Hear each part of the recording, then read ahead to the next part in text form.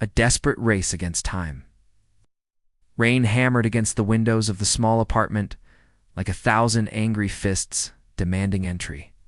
Jasmine Rodriguez stood in front of her cramped bathroom mirror, trying to tame her curly brown hair into something presentable. Her hands trembled as she applied a thin layer of mascara, the only makeup she owned that wasn't completely dried out. Today was the day that could change everything. At 26 years old, Jasmine had spent the last 8 years working herself to exhaustion. After their mother passed away from cancer when Jasmine was 18, she had taken full responsibility for raising her younger sister, Chloe, who was now a sophomore at the University of Houston. The weight of that responsibility showed in the dark circles under Jasmine's honey-colored eyes, in the way her shoulders curved forward from years of carrying invisible burdens, and in the calloused hands that spent nights typing stories on a laptop held together with duct tape. Their apartment in the 3rd Ward was barely large enough for one person, let alone two. The walls were paper-thin, allowing them to hear every argument from the neighbors next door. The air conditioning worked only when it felt like it, and the hot water was a luxury that appeared randomly. But it was home, and Jasmine had worked 3 jobs to keep it that way. During the day, she waited tables at a diner on Main Street. In the evenings, she cleaned offices downtown. And late at night, after Chloe went to bed, she wrote. Writing was the only thing that kept Jasmine sane. Since she was a little girl, she had filled notebooks with stories about people finding love in unexpected places, about dreams coming true against impossible odds, about second chances and new beginnings. Her mother had encouraged this passion, telling her that words had power, that stories could change lives. After her mother died, Jasmine kept writing, pouring her grief and hope onto pages that no one but Chloe ever read. 6 months ago, Jasmine had done something terrifying. She had submitted her completed manuscript to Thornton Literary Agency, one of the most prestigious agencies in the country with offices in downtown Houston. The story was called Between Two Worlds, a romance about a struggling artist who falls in love with someone she thinks is a simple delivery driver, only to discover he comes from a world of wealth and privilege. Jasmine had poured every ounce of her heart into that manuscript, rewriting it dozens of times until every word felt perfect. The call had come 3 weeks ago while Jasmine was scrubbing toilets in a law office on the 40th floor of a downtown skyscraper. The literary agent, Rebecca Thornton herself, had been impressed with the manuscript and wanted to meet Jasmine in person. The appointment was scheduled for 10 a.m. on Thursday, with strict instructions that punctuality was essential. Rebecca was flying to New York that afternoon, and this was the only window available. Now, as Jasmine stared at her reflection, she could barely recognize herself in the borrowed outfit. Her friend Nina had lent her a navy blue blazer and cream-colored blouse that actually fit properly. Jasmine had found dress pants at a thrift store that only had one small stain near the hem, easily hidden. She looked professional, capable, like someone whose dreams deserved to be taken seriously. "You look amazing," Chloe said from the doorway. At 18, Chloe was already taller than Jasmine, the same curly hair but lighter eyes that reminded Jasmine of their mother.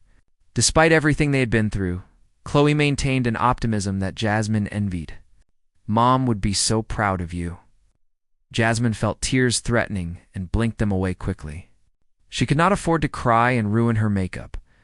"I'm terrified," she admitted, her voice barely above a whisper. "What if I mess this up? What if I say something stupid and she changes her mind?" "That's impossible," Chloe said firmly, crossing the small room to hug her sister. "Your book is incredible. I've read it 5 times, and I cry every single time. Rebecca Thornton knows talent when she sees it, and you're talented. Jazz, you're going to walk in there and show her exactly who you are. And she's going to love you." Jasmine hugged her sister tightly, grateful beyond words for this person who believed in her, even when she struggled to believe in herself. At 8:30 a.m., Jasmine grabbed her worn leather bag containing 3 printed copies of her manuscript. Carefully protected in plastic folders, she had spent nearly all her tip money from the previous week to print these copies at the library, and each page was precious. The bus stop was 2 blocks away, and Jasmine walked quickly despite the rain that was already starting to fall. Houston weather was unpredictable, but the forecast had promised clear skies. The storm that was building overhead had appeared from nowhere, dark clouds rolling in like an invading army. By the time Jasmine reached the bus stop, the rain was falling steadily. Soaking through her blazer, she checked her phone anxiously. The bus should have arrived 5 minutes ago. Traffic on the app showed red lines everywhere, indicating serious delays. Jasmine's heart began to race as she calculated travel time. The literary agency was downtown, normally a 30-minute bus ride. With this traffic and the storm, it could take twice that long. At 9:10 a.m., when the bus finally appeared through the sheets of rain, Jasmine practically ran to board it. The bus was packed with people seeking shelter from the storm, standing room only. Jasmine squeezed into a tiny space near the back, holding her bag against her chest protectively. Through the rain-streaked windows, she watched Houston's streets transform into rivers. Cars moved at a crawl. Traffic lights seemed to last forever. Every minute that passed was another weight on her chest. By 9:40 a.m., they had only made it halfway downtown. The bus driver announced apologetically that a traffic accident ahead was causing major delays. Jasmine felt panic rising in her throat. She was going to be late. After everything, after years of working and hoping and dreaming, she was going to miss her one chance because of bad weather and bad luck. When fate intervenes at 9:50 a.m., Jasmine made a desperate decision. She pushed her way to the front of the bus and got off at the next stop, even though she was still 12 blocks from the agency. She could run faster than the bus was moving. The rain immediately drenched her, plastering her hair to her face and turning her carefully chosen outfit into a soaked mess. But Jasmine did not care. She ran. Her dress shoes, bought specifically for this meeting, were not designed for running. They rubbed blisters on her heels with every step. Her bag, holding those precious manuscripts, grew heavier with absorbed rainwater. But Jasmine kept running, dodging between stopped cars, splashing through puddles that soaked her pants up to the knees. She could see the clock tower downtown. For blocks. 3 blocks. 2 blocks. At 9:58 a.m., with her lungs burning and her legs screaming, Jasmine spotted a dark gray sedan stopped at a red light. Without thinking, operating on pure desperation, she yanked open the back door and threw herself inside. "Please. I need to get to Thornton Literary Agency on Travis Street," she gasped. Water streaming from her hair onto the leather seats. "I have an appointment in 2 minutes, and if I'm late, I'll lose everything. Please, I'm begging you." The driver turned around slowly, and Jasmine found herself looking into the most striking pair of blue eyes she had ever seen. The man was probably in his early 30s, with dark hair slightly too long to be considered professional. A strong jawline shadowed with stubble, and an expression of complete surprise. He was wearing a simple gray t-shirt and jeans, casual clothing that matched the modest sedan he was driving. "I'm not a rideshare driver," he said, his voice deep and confused. I'm sorry, I know this is crazy," Jasmine interrupted, tears mixing with the rain on her face. "But please, it's 3 blocks away. 3 blocks. This is the most important meeting of my entire life. I've been working toward this moment for 8 years. Please, I will pay you whatever you want. I'll give you everything in my wallet." Something in her desperation must have reached him, because the man's expression softened. He glanced at the traffic light, which had turned green, then back at her rain-soaked, desperate face. Without another word, he turned forward and began maneuvering through traffic. "Thank you," Jasmine whispered, clutching her bag tightly. "Thank you so much. You have no idea what this means." "Tell me about this meeting," the man said, his eyes focused on the road as he navigated around a delivery truck. His voice was calm, soothing, completely at odds with Jasmine's frantic energy. "What's so important?" The words tumbled out of Jasmine as the stranger drove. She told him about her manuscript, about 8 years of writing late at night after working multiple jobs, about raising her sister alone, about their mother who had believed in the power of stories. She told him about cleaning office buildings and serving coffee and dreaming of a day when she could support Chloe through writing instead of exhaustion. The man listened without interrupting, occasionally glancing at her in the rearview mirror. His driving was skilled and confident, finding gaps in traffic that seemed impossible. At 10:02 a.m., he pulled up directly in front of a sleek glass building with Thornton Literary Agency etched on a bronze plaque by the entrance. "Go," he said simply. Run! Jasmine fumbled in her bag for her wallet, but the man shook his head. Just go, good luck with your meeting. She wanted to thank him properly, to get his name, to somehow repay this impossible kindness. But the clock was ticking, and her dream was waiting. Jasmine ran from the car into the building lobby, leaving puddles with every step. The security guard gave her a strange look, but pointed toward the elevators when she gasped out the agency's name, at 10:04 a.m. Jasmine burst through the doors of Thornton Literary Agency on the 15th floor. The receptionist, a polished woman in her 40s, looked up with barely concealed disapproval at Jasmine's drowned appearance. "I'm Jasmine Rodriguez," she panted. "I have a 10 o'clock appointment with Rebecca Thornton." "I'm so sorry I'm late. There was a storm and traffic, and I'm very sorry, Miss Rodriguez," the receptionist interrupted coolly. "But Rebecca's schedule is extremely tight. She waited until 10:03 and has now left for her next appointment. She made it very clear that punctuality was essential for this meeting." The words hit Jasmine like physical blows. She stood there, dripping on the expensive carpet, feeling her world crumble. "Please," she managed, her voice breaking. "Is there any way to reschedule? Any other time? I came all this way. I tried so hard. Rebecca is traveling to New York this afternoon and will be there for 2 months," the receptionist said, her tone slightly softer. "I can see if she has any availability when she returns, but I cannot make any promises." She was quite disappointed by the tardiness. Jasmine nodded numbly, unable to speak past the lump in her throat. She turned and walked back to the elevator, her shoes squelching with each step. In the elevator alone, she finally let the tears come. 8 years of work, of sacrifice, of hope, destroyed by 4 minutes and a thunderstorm. An unexpected comfort when Jasmine emerged from the building. The rain had slowed to a drizzle. She stood on the sidewalk, not sure where to go or what to do next. Her phone showed several texts from Chloe asking how it went, but Jasmine could not bring herself to respond yet. How could she explain that their future, the better life she had promised, had slipped away because of bad timing? "Rough meeting?" a familiar voice asked. Jasmine looked up, shocked to see the same man from before. Leaning against his gray sedan with his arms crossed, he had not left. He had waited.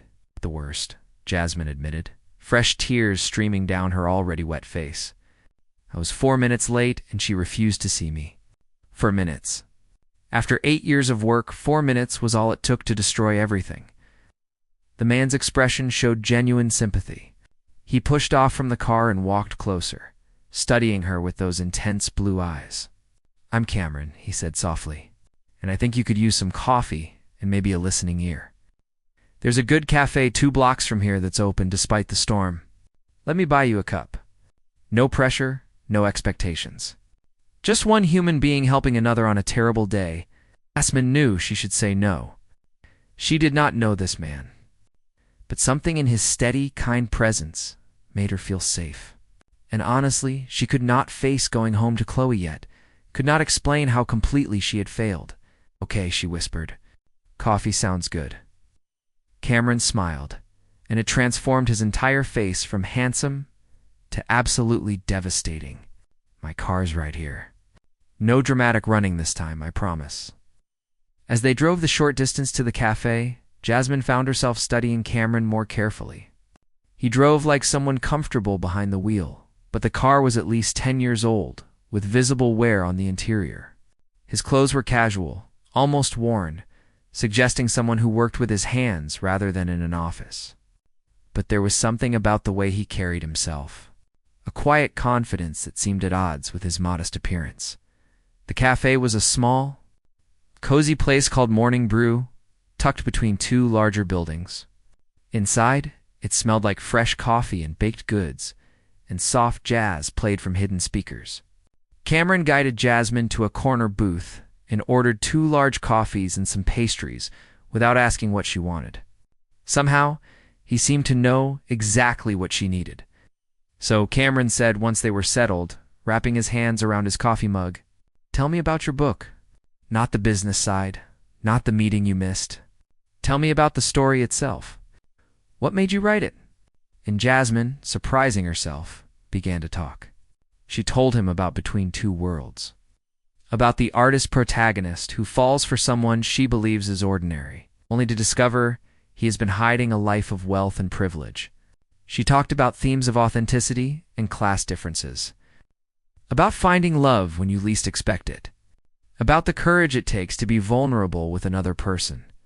Cameron listened intently, asking thoughtful questions that showed he was genuinely interested. He wanted to know about her writing process, her inspirations, what made her choose romance as her genre. As Jasmine talked, she felt some of the devastation from the missed meeting begin to ease. This stranger, who had no reason to care about her dreams, was treating them as if they mattered. "It sounds incredible," Cameron said when she finished. "The kind of story that stays with you long after you finish reading. Rebecca Thornton is a fool for not making time to meet you." "She didn't know it would be worth her time," Jasmine said sadly. "For all she knows, I'm just another wannabe writer wasting her schedule." "I can't blame her for valuing punctuality." "Yes, you can," Cameron said firmly. "Great talent deserves a little grace, especially when circumstances are beyond someone's control. A real professional would have waited an extra 5 minutes to meet someone whose work impressed them enough to request a meeting in the first place." His words were so passionate, so insistent, that Jasmine found herself smiling despite everything. "You sound like you know something about the publishing world." Cameron hesitated for just a fraction of a second. "I read a lot," he said finally. "And I believe in supporting artists. The world needs more people willing to share their stories, especially stories about connection and love. We have enough cynicism already." They talked for over an hour, and Jasmine found herself laughing at Cameron's dry humor, his observations about Houston traffic, his stories about growing up in Texas. He was remarkably easy to talk to, making her feel seen and heard in a way that was entirely new to her. When she finally checked her phone and saw the time, she gasped. "I've kept you so long," she said apologetically. "You probably have work or somewhere to be." "I'm so sorry. I've been monopolizing your entire morning. I've nowhere more important to be than right here," Cameron said, and the sincerity in his voice made Jasmine's heart skip. "But I should get you home. You need dry clothes and probably some time to process everything that happened today." During the drive to her apartment, Jasmine felt self-conscious about her neighborhood for the first time in years. She directed Cameron to the 3rd Ward, watching his face carefully for any judgment as the surroundings changed from downtown high-rises to older, more worn buildings. But Cameron's expression remained neutral, focused only on following her directions. When they pulled up in front of her building, Jasmine turned to face him fully. "Thank you," she said, putting every ounce of gratitude into those 2 words. "Not just for the ride or the coffee. Thank you for caring, for listening, for treating my dreams like they matter. Today was supposed to be the worst day of my life, and somehow you made it bearable." Cameron smiled that devastating smile again. "Can I see you again?" he asked. "Maybe when you're not dripping wet and traumatized? I'd like to hear more about your writing, and honestly, I'd just like to spend more time with you." Jasmine felt her cheeks warm despite the lingering dampness. "I'd like that too," she admitted. They exchanged phone numbers, and Jasmine felt a flutter of something that might have been hope or excitement or the beginning of something entirely new as she climbed the stairs to her apartment. Jasmine looked back once to see Cameron still watching her from his car, making sure she got inside safely. She waved, and he waved back before driving away. Inside, Chloe was waiting anxiously, and Jasmine had to explain everything that had happened. But as she told her sister about the missed meeting and the devastating disappointment, she found herself also talking about Cameron, about his unexpected kindness, about how he had appeared exactly when she needed someone most. Chloe listened with growing excitement, declaring it all terribly romantic, like something from one of Jasmine's own stories. That night, as Jasmine changed out of her ruined clothes and tried to salvage the water-damaged manuscripts, her phone buzzed with a text from an unknown number. "Today wasn't the end of your story, Jasmine. It was just a plot twist. Every good book needs those. Sleep well." Jasmine read the message 3 times, a smile spreading across her tired face. She had lost something important today, but maybe, just maybe, she had found something precious too. As she drifted off to sleep, she found herself already planning what to wear the next time she saw the mysterious man who had driven her through the storm. What Jasmine did not know, could not have known, was that the man who had shown her such kindness was not the modest driver he appeared to be. Cameron Blake was one of the wealthiest tech entrepreneurs in Texas. The CEO of Blake Technologies, a software company worth billions. And in his penthouse apartment that overlooked all of Houston, Cameron was thinking about a rain-soaked woman with determination in her eyes and dreams in her heart, wondering when would be the right time to tell her the truth. Coffee dates and hidden truths 3 days after the storm. Jasmine's phone buzzed while she was serving the lunch rush at the diner. The text was from Cameron. "How about that second meeting? This time with someone who actually appreciates your time. Coffee tomorrow at 2 p.m. Jasmine found herself grinning despite the exhaustion that had become her constant companion. She had been thinking about Cameron constantly since that rainy Thursday, replaying their conversation, remembering the way he had listened to her dreams as if they truly mattered. There was something magnetic about him, something that made her feel both comfortable and excited at the same time. She texted back quickly between refilling. "Coffee cups. I work until 3, but I'm free after that." His response came almost immediately, even better. "I'll pick you up from the diner at 3:15. We can go somewhere you've never been." When Jasmine's shift ended the next day, she found Cameron waiting outside in his gray sedan, wearing dark jeans and a simple black Henley shirt that somehow made him look even more attractive than she remembered. His face lit up when he saw her, and Jasmine felt that flutter in her chest again, that sensation of possibility. "You look beautiful," Cameron said as she slid into the passenger seat, and Jasmine laughed because she was wearing her waitress uniform that smelled like bacon grease and coffee. "I look like I've been serving burgers for 6 hours," she corrected, but she appreciated the compliment anyway. Cameron drove them to Herman Park, where he had prepared a surprise. Spread out on a blanket under a large oak tree was a picnic that looked like something from a magazine, fresh sandwiches from a local deli, fruit that actually looked ripe and delicious, fancy cookies from a bakery Jasmine had never been able to afford, and 2 bottles of artisan lemonade. "When did you have time to do all this?" Jasmine asked, genuinely amazed. "I wanted today to be special," Cameron said simply.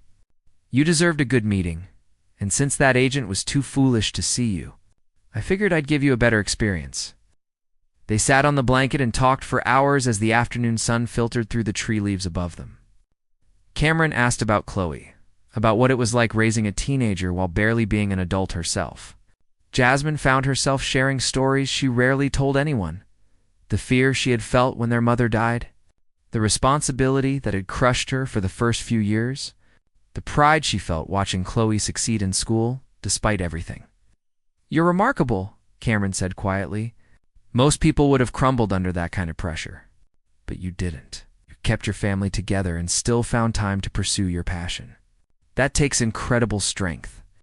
Jasmine felt tears prick her eyes at his words. No one had ever acknowledged the weight she carried, the sacrifice of her own youth to ensure Chloe had better opportunities. "Some days I'm not sure I'm strong at all," she admitted. "Some days I feel like I'm barely holding it together." "Strength isn't about never struggling," Cameron said, reaching over to take her hand. "It's about continuing to move forward even when every part of you wants to quit. And you've been doing that for 8 years?" His hand was warm around hers, and Jasmine felt something shift between them. A deepening of connection that went beyond simple attraction. She looked at Cameron, really looked at him, and saw someone who seemed to understand her in a way that felt almost impossible for someone she had just met. "What about you?" Jasmine asked, realizing she knew very little about his life. "Tell me about your work, your family. I feel like I've been talking about myself constantly." Cameron's expression flickered with something Jasmine could not quite identify before settling back into his easy smile. "My story's not as interesting as yours," he said. "I work in technology, mostly software development. My parents passed away a few years ago in a car accident, so it's mostly just me now. I have some cousins in Dallas, but we're not particularly close. I'm so sorry about your parents," Jasmine said, squeezing his hand. "That must have been devastating," it was Cameron admitted, and for a moment his eyes showed real pain. "They were good people. They taught me the value of hard work and the importance of treating everyone with respect, regardless of their circumstances. I think they would have liked you. The afternoon stretched into evening, and Cameron suggested they walk around the park's trails. As they walked, their conversation flowed effortlessly from topic to topic. Books they loved, movies that made them cry, dreams for the future. Jasmine admitted that beyond getting published, her biggest dream was to give Chloe the college experience she deserved. Maybe even help her go to graduate school if her writing ever took off. "What would you do if money wasn't an issue?" Cameron asked. "If you could have any life you wanted, what would it look like?" Jasmine thought carefully before answering. "I'd have a small house with a writing room that gets good morning light.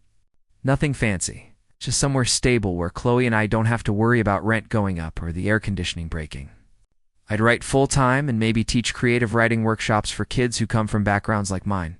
And I'd travel, not to expensive places necessarily, but to small towns and cities where I could collect stories from real people."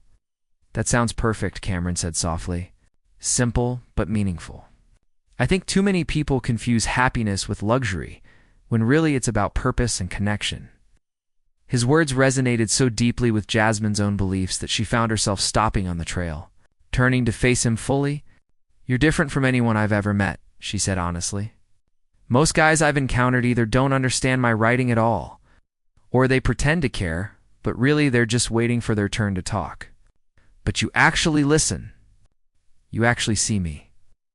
Cameron stepped closer, his blue eyes intense in the fading sunlight. "I see someone extraordinary," he said. "Someone who takes my breath away with her strength and her passion and her kindness. Jasmine, I know this is fast, but I have to be honest.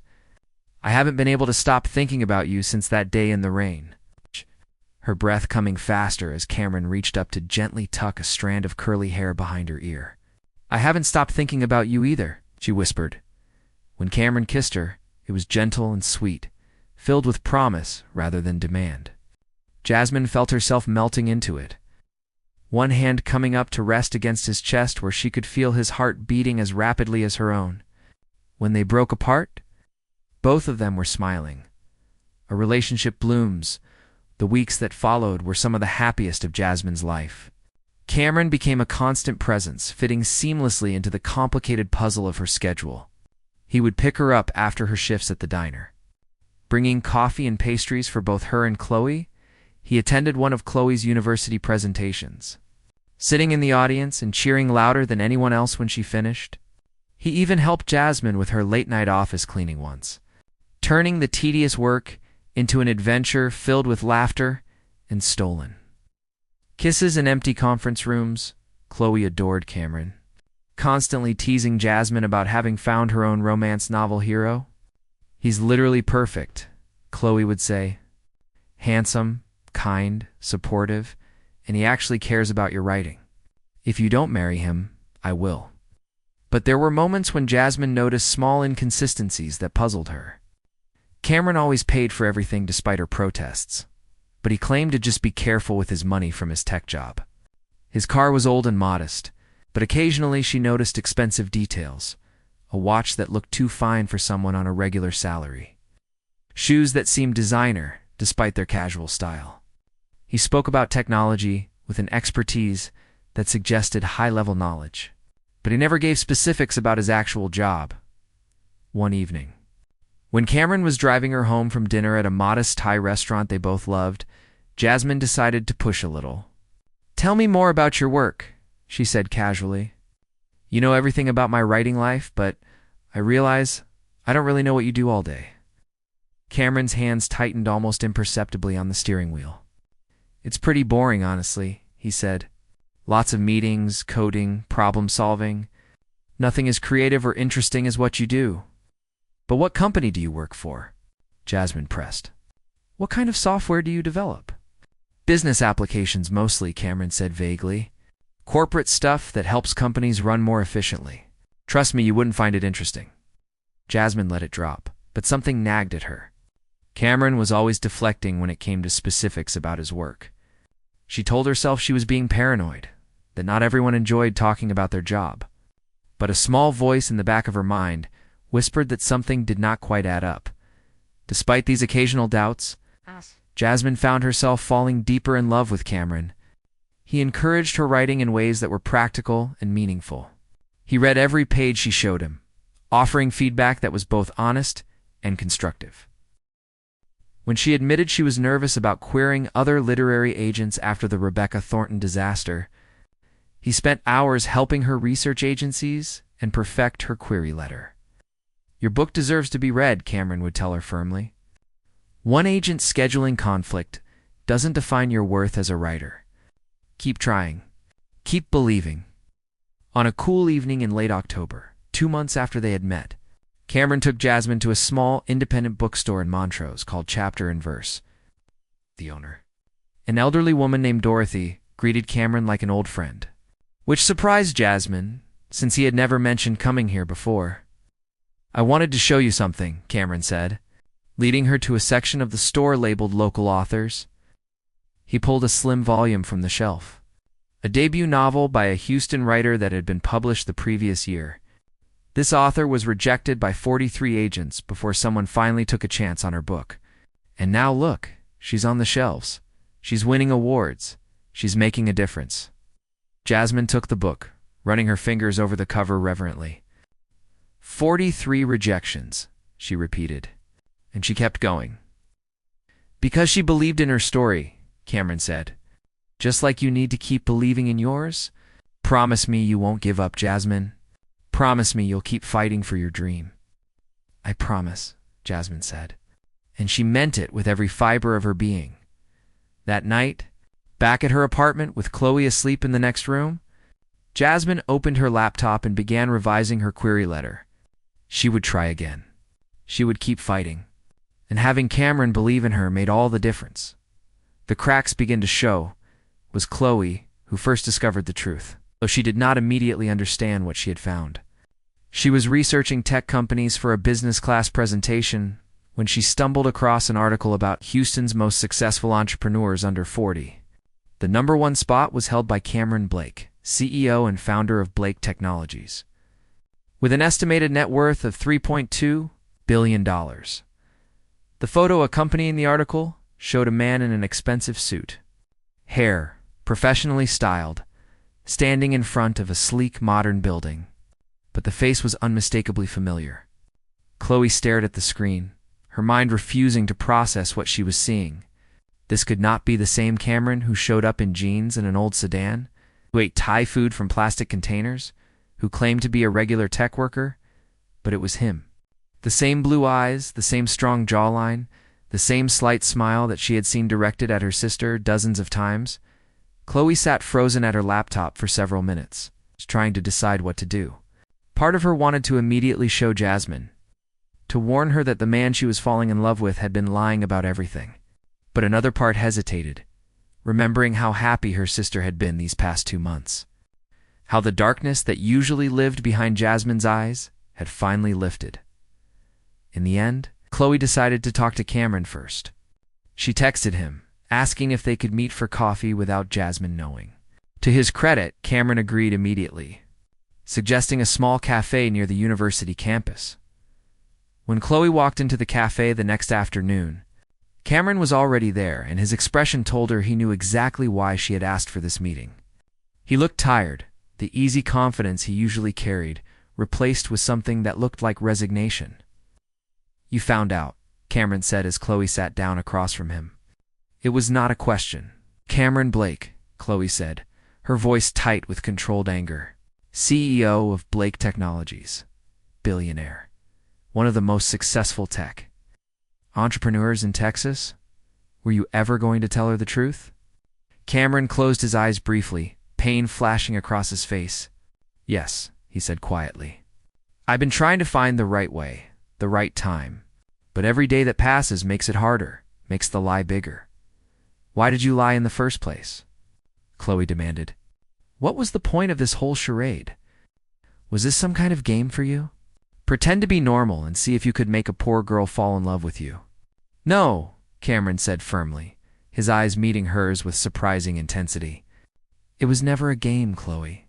When Jasmine jumped into my car that day, she was the first person in years who saw me as just a man. It's not as a walking bank account or a business opportunity. She talked to me about her dreams, her struggles, her hopes. And for the first time since my parents died, I felt like a real person again. So you decided to keep lying? Chloe's voice was harsh. You let her trust you. Let her fall in love with you. All while hiding something this huge. I know how it looks, Cameron said, his voice thick with emotion. I know I should have told her the truth immediately. But I was terrified that if she knew who I really was, everything would change. She would see me differently, treat me differently. Or worse, she would think I was trying to buy her affection. Trying to play the hero solving all her problems with money. Oh, Larry. Chloe wanted to stay angry, but she could see the genuine anguish in Cameron's face. She's going to find out eventually, Chloe said more gently. And when she does, she's going to feel betrayed. Jasmine has trust issues, Cameron. Our father left when I was 6, just disappeared one day and never came back. Our mom died and left us alone. Every person who was supposed to protect us either left or was taken away. Jasmine has built walls so high to protect herself, and somehow you got through them. But when she finds out you lied about something this fundamental, those walls are going to slam back up twice as thick. I know, Cameron whispered. What should I do? Tell her the truth, Chloe said firmly. Today? Before she finds out some other way? And pray that she can forgive you, because my sister deserves honesty, Cameron. She deserves someone who sees her worth without needing to lie about who they are. Cameron nodded slowly. You're right. You're absolutely right. I'll tell her tonight. I'll explain everything and hope that she can understand why I did what I did. But fate had other plans. That evening, before Cameron could arrange to meet Jasmine, she was cleaning the executive offices of a downtown law firm when she overheard 2 lawyers talking in the break room. She had learned to be invisible during her cleaning shifts, moving quietly so that people forgot she was there. Did you see that article about Cameron Blake? One lawyer said. Guy's only 32, and he's worth over $3 billion. Built Blake Technologies from nothing after his parents died. Pretty incredible. I heard he's dating someone, the other lawyer responded. My secretary saw him at that Thai place in Montrose a few weeks ago with some woman. Looked pretty cozy. It's probably some model or socialite. The first lawyer laughed. When you're that rich, you can have anyone you want. Jasmine stood frozen in the hallway, her mop dripping unnoticed onto the expensive carpet. Cameron Blake. Blake Technologies. Billionaire. The words crashed over her like waves, each one pulling her further underwater.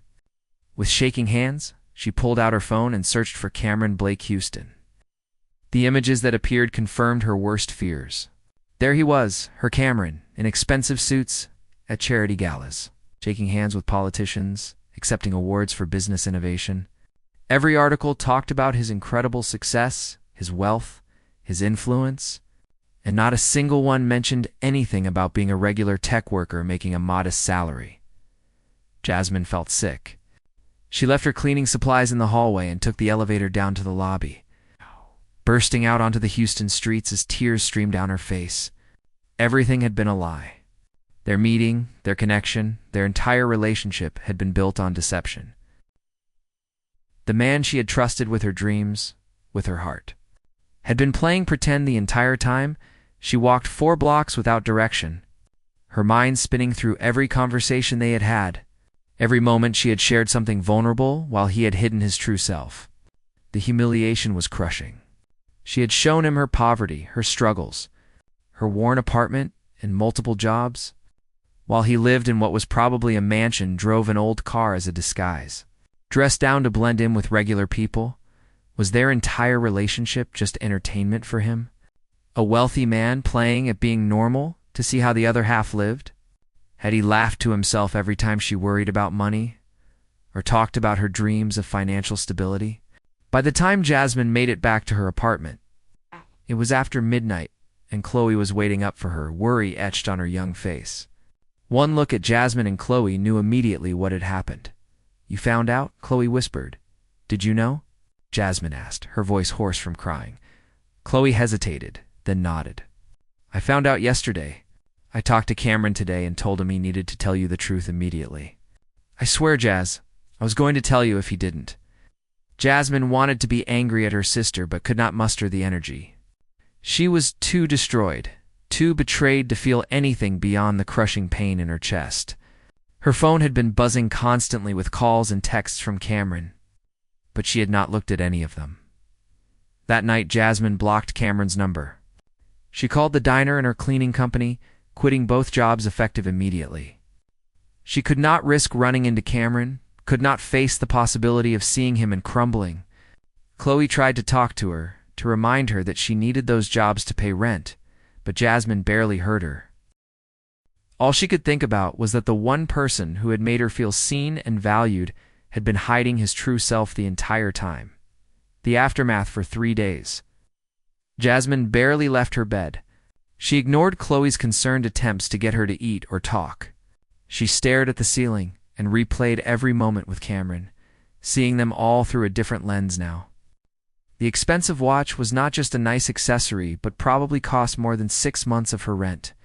The ease with which he always paid for things was not budgeting, but barely noticing the cost. The bookstore owner who greeted him warmly probably recognized him as the wealthy philanthropist who donated generously. Not as a regular customer. On the 4th day, there was a knock at the door that made both Jasmine and Chloe freeze. Through the thin door, they heard Cameron's voice, rough with emotion and exhaustion. "Jasmine, please, let me explain. I know I should have told you the truth from the beginning. I know I hurt you, and I hate myself for it. But please, give me a chance to explain why I did what I did." Jasmine stayed silent, frozen on her bed. "I'm leaving something by your door," Cameron continued. "I'm not trying to buy your forgiveness. I just want you to know that everything I felt, everything we shared, that was real. That was the most real thing in my life. I love you, Jasmine. And I'm sorry. I'm so incredibly sorry." Day heard footsteps retreating down the stairs. After several minutes, Chloe opened the door and brought in a large envelope. Inside was a letter, handwritten on expensive paper. And something else that made both sisters gasp. It was a publishing contract from Thornton Literary Agency for Jasmine's manuscript Between Two Worlds. Attached was a note from Rebecca Thornton herself. "I apologize for missing our appointment. After reading your full manuscript, which was submitted to us by an anonymous benefactor, I am thoroughly impressed. I would be honored to represent you. Please call at your earliest convenience." Jasmine stared at the contract with tears streaming down her face, fury mixing with confusion and a tiny, treacherous spark of hope. She picked up Cameron's letter and began to read. Chloe, reading over her shoulder, the letter, "Dearest Jasmine, I'm writing this letter knowing you may never read it. Knowing I may have destroyed the most precious thing in my life through my cowardice and deception. But I need you to understand why I did what I did, even if you can never forgive me.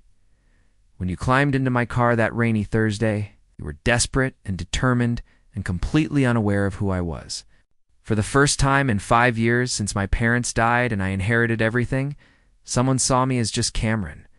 Not Cameron Blake the billionaire. Not the CEO who could open doors or write checks. Just a man who could help. I've been driving that old sedan around Houston for 2 years now, wearing regular clothes, trying to feel normal again.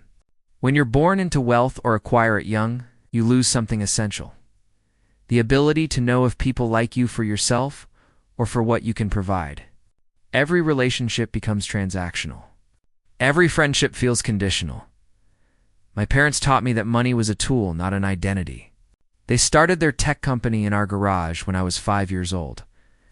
I watched them work 80-hour weeks, saw them fail and rebuild. Learned that success came from persistence and innovation, not from privilege. When they died in that car accident 5 years ago, I inherited everything they had built. And suddenly, I was no longer just Cameron. I was a net worth, a business empire, a target for anyone seeking opportunity. The loneliness was crushing. Women pursued me for my money.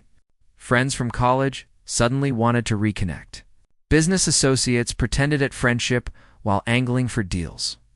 I spent 3 years in relationships that felt hollow, with people who loved what I represented but never really knew who I was, so I started my drives, pretending to be ordinary, craving genuine human connection. And then you fell into my car, literally soaking wet and desperate. And you were the most real person I had encountered in years. You talked to me about your dreams without calculation. You showed me your struggles without shame. You let me see your authentic self because you had no reason to perform for me. I know I should have told you the truth immediately. Every day that passed, I told myself today is the day I'll explain everything. But I was terrified, Jasmine. Terrified that once you knew, you would see me differently. That you would build walls between us. That our conversations would become careful and calculated instead of honest and open and selfishly. Being with you made me feel human again. When I held you, I wasn't the CEO with quarterly reports and board meetings. When you read me your writing, you weren't hoping for a book deal or financial backing. We were just two people connecting over shared dreams and genuine affection. It was the first real relationship I'd had in years. I know this doesn't excuse the lie. I know trust, once broken, is nearly impossible to rebuild. But I need you to understand that every moment we shared was genuine. My feelings for you are not about your financial situation or your struggles. I love you because you're brilliant and determined and kind. I love you because you raised your sister with grace and still found time to pursue your passion. I love you because you see beauty in the world despite how hard life has been. The publishing contract was my doing, though Rebecca Thornton's interest is completely genuine. After you missed your meeting, I contacted her office anonymously and convinced her to read your full manuscript. I told her it was exceptional and that she would regret not giving you a chance. She read it and agreed enthusiastically. Everything in that contract is based on the merit of your work, not on my influence. You earned this, Jasmine. Your talent earned this. I'm not asking for forgiveness right now. I know I don't deserve it, but I'm asking you to consider that my deception came from fear and loneliness, not from malice or entertainment. You changed my life by seeing me as a man worth knowing, not for what I could provide, but for who I am. And I want you to know that however this ends, knowing you, loving you, has been the greatest gift of my life. Yours always. Cameron Jasmine read the letter 3 times, each reading bringing new tears. Chloe sat beside her on the bed, silent for once, letting her sister process everything. "What are you going to do?" Chloe finally asked. "I don't know," Jasmine whispered. "Part of me wants to take this contract and never speak to him again. He lied to me, Chloe. For 2 months he let me believe he was someone he wasn't. But do you still love him?" Chloe asked gently. The question hit Jasmine like a physical blow, because the answer was immediate and undeniable. Yes. Despite everything, despite the betrayal and hurt, she still loved Cameron Blake. She loved the way he listened to her dreams, the way he encouraged her writing, the way he made her feel valuable and seen. In reading his letter, understanding his loneliness and fear, a part of her heart softened despite her anger. "It doesn't matter if I love him," Jasmine said firmly. "How can I trust him now? How do I know anything between us was real?" "Because you felt it," Chloe said. "Jazz, I saw you two together. I watched how he looked at you, how he talked about your writing, how he celebrated your successes. That wasn't fake. Rich people don't spend hours helping someone perfect their query letters for fun. They don't show up in thunderstorms and wait outside buildings just to make sure someone's okay." "But he lied," Jasmine repeated, though her conviction was wavering. Chloe agreed. "And that was wrong. But think about what he said in the letter. Every person in his life probably wants something from him. Can you imagine how exhausting that would be? How isolating? You gave him something he hadn't had in years. A relationship based on who he is, not what he has." Jasmine stood up abruptly, pacing the small room. "So what? I'm just supposed to forgive him because he was lonely? He could have told me the truth after the first date, after the second. He had dozens of opportunities." "You're right," Chloe said. "He should have. But Jazz, perfect people don't exist. Everyone makes mistakes. Everyone has fears that make them do stupid things. The question isn't whether Cameron messed up. He obviously did. The question is whether his mistake is unforgivable or whether it's something you can work through together." The decision Jasmine spent the next 2 days thinking, barely sleeping as she wrestled with her feelings. She looked at the publishing contract 100 times. trying to separate her gratitude for the opportunity from her hurt over Cameron's deception. She reread his letter until she had memorized every word. And she thought about her own story about Between Two Worlds, about the themes she had written about before ever meeting Cameron. Her protagonist, Isabella, falls for someone she believes is a delivery driver, only to discover he's actually from a wealthy family. In Jasmine's story, Isabella has to decide whether the deception negates everything they shared or whether love can survive the revelation of different worlds colliding. When Jasmine had written that story, the answer had seemed obvious. Love conquers all. Honesty matters less than genuine connection. Different backgrounds cannot destroy a real feeling, but living it was so much harder than writing it.